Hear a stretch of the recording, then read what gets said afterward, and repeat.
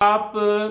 جو بھی بچہ آپ کا گلی محلے میں پارک میں کھیلتا ہے تو آپ ہمیشہ یہ بات کا جو ہے خیال رکھیں کہ کہیں آپ کا بچہ جو ہے وہ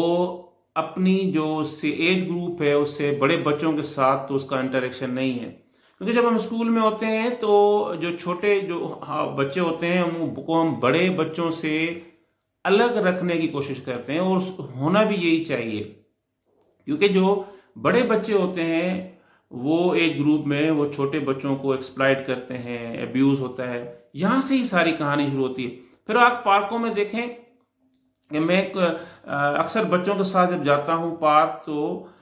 نظر رکھتا ہوں کہ یہ کون کون کے ساتھ جو ہے وہ بچوں کے ساتھ انٹریکشن میں۔ 2-3 دن پہلے میں اپنے ہی ادھر پارک میں دیکھا کہ ایک بندہ جو تھا پہلے تو بچوں کے ساتھ دیکھتا رہا تو اس نے مجھے نہیں دیکھا کہ یہ ان کا والد ہے، تو بہرحال میں واک کر رہا تھا، میں نے دیکھا کہ بچوں کے ساتھ 2 دن کے بعد کھیلنا شروع ہو گیا، پھر بچوں سے انٹریکٹ کرنے لگ گیا۔ پھر 2 دن کے بعد میں نے اس کو ادھر ہی شٹ اپ کال دی، میں نے اسے پوچھا بھائی تم کیا کرتے ہو؟ اس نے کہا کہ سر میں جو ہے نا فلاں جگہ فلیٹس میں نا میں باورچی ہوں، اور میں جو ہوں نا بور ہو جاتا ہوں، اور یہ تو وہ۔ میں نے کہا بھائی تم بور ہو جاتے، تم اپنی عمر بندوں سے، تمہاری عمر کیا ہے؟ 24-25 سال تمہاری عمر ہے، تم اب 10 سال کے بچوں کے ساتھ تم جو ہے وہ انٹریکٹ کر رہے ہو، میرے ساتھ بات کرو، کیا تم نے بات کرنی ہے؟ تو اس طرح سے میں نے اس کو شٹ اپ کال دی۔ تو باہر ملکوں میں اگر ایون پیرنٹ بھی جو ہے وہ جو رولز کی جو وائلیشن کرتا ہے یا جو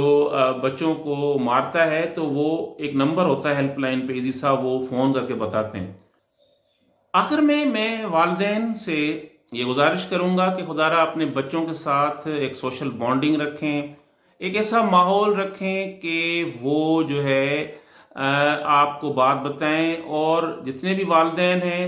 وہ بچوں کو اس طرح سے بورڈنگ اسکولوں میں، ہاسٹلز میں، مدرسوں میں اس طرح سے آپ فریلی ان کو چھوڑ دیتے ہیں، جب اس طرح کہ جو ہے نا کہ بہت اچھا جو ماحول ہوگا نہیں۔